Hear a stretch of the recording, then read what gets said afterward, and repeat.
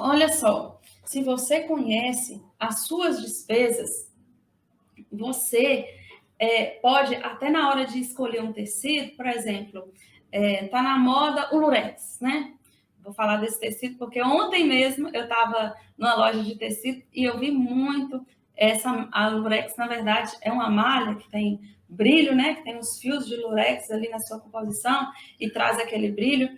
E eu vi, assim, muito dessa malha ali naquela loja de tecidos e me encheu os olhos porque eu já estou pensando no final do ano, porque o final do ano as pessoas escolhem muito esse tipo de roupa com brilho, já está se usando, né? Mas a gente que produz, você já produz pensando em vender lá na frente, então dá até final do ano, as festas aí de formatura, de Natal, de Ano Novo, são os momentos que as pessoas escolhem muito usar brilho, né? Então eu já olhei ali o valor daquela malha e já estou dando uma observada aí no quanto que está sendo a peça final, para eu poder planejar e saber se vale a pena eu investir nesse tipo de peça ou não. Por quê? Pelo menos aqui na minha região, não é um tecido que está barato. É um tipo de malha que está custando um pouco mais caro do que as outras. Então, se eu já compro essa malha mais cara e às vezes o produto final aí, as peças nas lojas estão assim muito barato, talvez nem compense trabalhar com esse tipo de produto. Então, é importante você ter essa noção. Outra coisa que eu costumo falar também, por exemplo, eu observo muito a questão da calça e do short.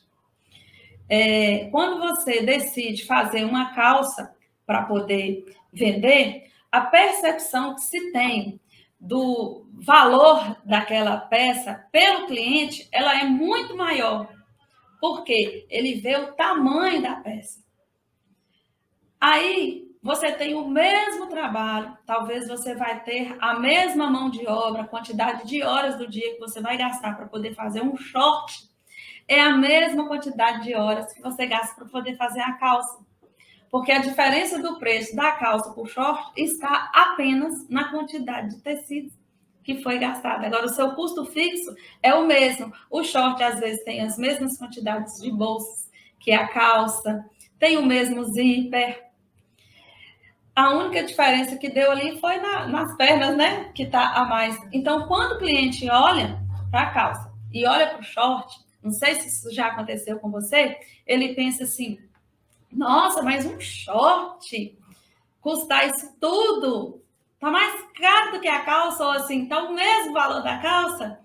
Aí você acaba não podendo colocar um lucro maior naquela peça por causa do cliente que às vezes reclama porque enxerga só aquele pedacinho de pano.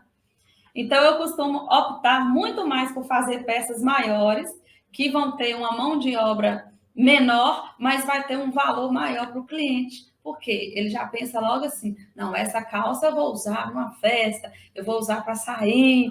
Então, ela para mim tem mais valor, então eu pago a mais por ela. Então, em algumas, pensando dessa forma, você consegue escolher os tipos de peça que você vai trabalhar e com isso colocar mais lucratividade nelas e obter mais lucros, né?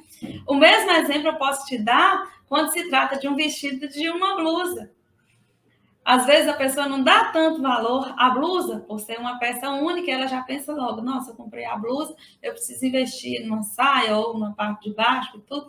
Isso vai ficar, cara, essa blusa está muito cara, tinha que ser mais barato. Mas quando você apresenta o vestido, que às vezes tem a mesma. Você gasta o mesmo tempo para fazer um vestido, você gasta para poder fazer na blusa, só que aquele vestido vale mais. O cliente tem uma visão em cima daquela peça inteira muito maior, ele dá muito mais valor a ela do que uma blusa, que é menor. É questão de olhar o tamanho, a quantidade de tecido. E às vezes o tecido, quando nós colocamos na ponta do lápis, o tecido não é mais do que 30% do valor do custo de uma peça. Os outros 70% é aquilo que você gasta com água, luz, seus gastos fixos, né? São água, luz, telefone, aluguel, tudo aquilo que você utiliza para poder trabalhar aí no seu espaço, ou seja, no seu ateliê, ou seja, até mesmo dentro da sua casa, esses bens que você precisa ter funcionando para você ter um ambiente de trabalho, nós chamamos de gastos fixos. Os gastos fixos são o mesmo, a sua mão de obra é a mesma. O que mudou ali do vestido para a saia ou da calça para o short foi apenas a quantidade de tecido. E o cliente muitas vezes não entende isso. Então, o que eu quero dizer? Você entendendo isso e percebendo isso, você consegue pensar em produzir peças que vão ter um maior valor de mercado, onde o cliente vai ter uma maior percepção de valor e vai te pagar a mais por elas e você vai conseguir ter um lucro maior em cima delas. Deu para você pescar essa dica aí? Pois é, isso é algo assim que eu sempre observo e procuro trabalhar em cima disso, porque é muito melhor você trabalhar a mesma quantidade de horas e ter um lucro maior do que se trabalhar, porque fez umas peças pequenininhas ali, que o cliente não vai dar muito valor e você perder lucro. Então, é melhor você investir seu tempo em peças que vão te dar mais retorno, tá? E vão te dar mais lucratividade.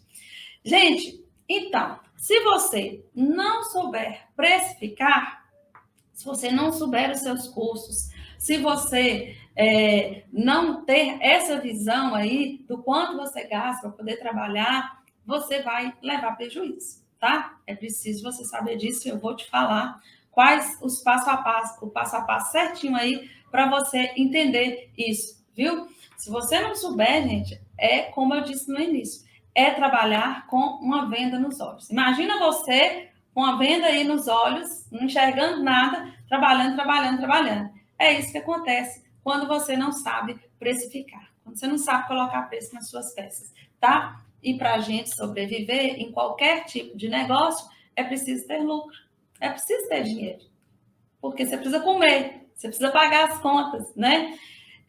Você tem seus compromissos todo mês, e aí você precisa tirar do seu trabalho, que é digno, esse lucro. Não é errado, ninguém ganha dinheiro, não, honestamente, com certeza. Isso é algo abençoado nas nossas vidas. Se você tem buscado isso, continue, mas vamos fazer do jeito certo, tá?